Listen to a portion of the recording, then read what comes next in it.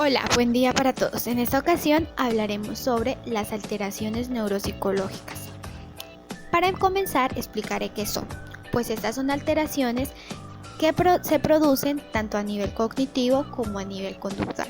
Las alteraciones cognitivas corresponden a las dificultades en la atención, la memoria, el lenguaje y el razonamiento, mientras que las alteraciones emocionales o conductuales se refieren a las dificultades para controlar las emociones o cambios que se pueden producir en la personalidad o en la conducta. Por ejemplo, la irritabilidad, la impaciencia, la impulsabilidad o la apatía. Todas estas alteraciones, tanto cognitivas como conductuales, son consecuencia o resultado de las patologías cerebrales. Las alteraciones neuropsicológicas tras una lesión cerebral se presentan de manera diferente en cada persona. El número de déficit neuropsicológico y su grado de gravedad va a depender de diferentes factores, como el tipo de lesión, la localización y extensión de la misma, las complicaciones que ocurran durante la fase aguda e incluso las características propias del paciente. Muchas veces sucede que durante la fase aguda las alteraciones neuropsicológicas, es decir, las conductuales y las cognitivas, pueden pasar desapercibidas durante esta fase, tanto como para las familias como para el hospital o el personal encargado, por tratarse de una fase en la que los pacientes están sometidos a pocas demandas de esta índole. En los casos más leves es posible que los trastornos que aparecen inicialmente se puedan resolver en las primeras semanas tras el daño cerebral, pero generalmente los déficits neuropsicológicos persisten, sobre todo si no se tratan o interfieren entre la repercusión de las capacidades físicas, así como la funcionalidad que pueda alcanzar un paciente, afectando por tanto todas las esferas de su vida personal, social y laboral, y permitiendo o impidiendo que los pacientes puedan retomar su vida anterior al daño cerebral y puedan reintegrarse en mayor o menor medida a su vida cotidiana. Por eso es importante que la neuropsicóloga o el neuropsicólogo que realicen su adecuada descripción, valoración, diagnóstico y programa de tratamiento de las alteraciones cognitivas, conductuales y emocionales secundarias al daño cerebral, además de proporcionar información y apoyo específico a la familia.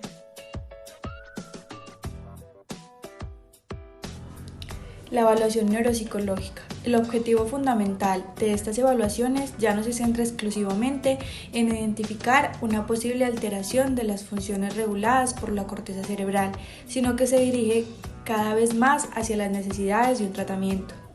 Hay criterios generales a la hora de seleccionar los instrumentos de evaluación. Entre los primeros incluye la ética, la fiabilidad, la validez, la sensibilidad a los cambios clínicos. El proceso de la evaluación consta de las secuencias de la sesión cerebral que requieren aplicar la observación, la entrevista y diferentes pruebas de evaluación neuropsicológica. La revisión de los informes previos, habitualmente también el proceso de la evaluación comienza con la revisión de los informes previos, cuya información sirve de base para determinar la gravedad y naturaleza de la disfunción. También están las entrevistas al paciente y familiares.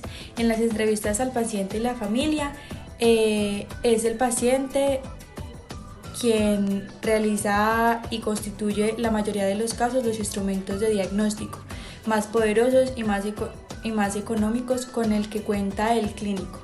A través de ella se obtiene información en primer lugar sobre la historia del paciente, sobre las variables medidoras tales como la edad, el nivel de funcionamiento, premórbido, el grado de escolaridad y la situación laboral alcanzada de la persona.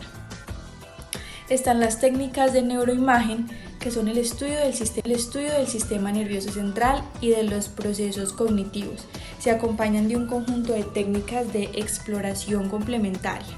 Las técnicas modernas pueden clasificarse en dos grandes grupos en función de tipo información, que está el primer grupo, que es el estudio de la autonomía, la estructura cerebral, que es la neuroimagen estructural, y está el segundo grupo, que es el estudio de la fisiología y función cerebral, que es la neuroimagen funcional. La evaluación neuropsicológica formal, de forma general, es la valoración de las personas con una disfunción cognitiva incluyente, al menos en el estudio del rendimiento intelectual general y de la atención, la velocidad del procesamiento de la información y la capacidad de aprendizaje y memoria en las habilidades perceptivas y motoras, el lenguaje y la comunicación, el razonamiento, la capacidad de problemas, de soluciones y otras funciones asociadas a los lóbulos frontales. El envejecimiento del cerebro muestra cambios característicos que plantean la cuestión de si representan aspectos menores del envejecimiento que no afectan considerablemente a su función o si son precursores de trastornos neurodegenerativos. Ante un paciente con mayor quejas o sospechas de deterioro cognitivo leve, se debe realizar una valoración integral que incluya una detallada historia clínica con especial hincapié en el comienzo, naturaleza y evolución en el tiempo de la sintomatología, datos sobre los fármacos utilizados por el paciente, las comorbilidades existentes en el paciente, exploración clínica y neurológica, valoración cognitiva, mental y funcional. El deterioro cognitivo es un síndrome clínico caracterizado por la pérdida o el deterioro de las funciones mentales en distintos dominios conductuales y neuropsicológicos, tales como la memoria, la orientación, el cálculo, la comprensión, el juicio, el lenguaje, el reconocimiento visual, conductual y la personalidad. Es aconsejable para la detección temprana de las alteraciones neuropsicológicas en adultos mayores realizar exámenes o pruebas de tamizaje, como por ejemplo el Mini-Mental Test, que puede ser utilizado como una prueba inicial. Su aplicación lleva menos de 10 minutos e identifica en forma temprana trastornos de la memoria y el deterioro cognitivo. También permite identificar cambios en la atención, la capacidad visoespacial, la capacidad de abstracción y la capacidad de lenguaje y percepción, también la capacidad para seguir instrucciones básicas. Acciones de prevención. Mantener a la persona realizando estimulación cognitiva por medio de ejercicios para la mente, como por ejemplo, realizar crucigramas, pulses, juegos de ingenio, resolución de problemas, sopa de letras, realización de listas de objetos, colores, números, ejercitándolos con ejercicios de cálculo, realizando operaciones matemáticas, reconocimiento de imágenes, leerles un texto y hacerles preguntas acerca del texto, realizar una serie de preguntas del recuerdo, como por ejemplo, qué hizo el día de ayer, qué desayunó, qué comió, qué almorzó, cómo estaba vestido, salió a hacer alguna diligencia al centro.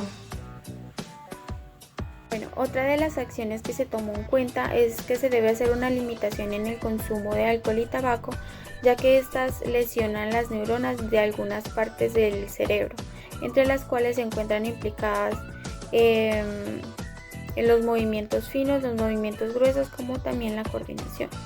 También se recomienda realizar terapias de orientación con la realidad de cada persona para hacer reorientación temporoespacial y fortalecer así los cimientos de la identidad personal a través de la representación repetitiva de la información y de la utilización de diversos medios o ayudas externas. Y por último se tomó la acción de incentivar a la persona a mantener una vida social activa, con la cual se busca mejorar su bienestar y también que la persona pueda realizar todo tipo de actividades que se le presenten en el contexto o medio en el que se encuentre.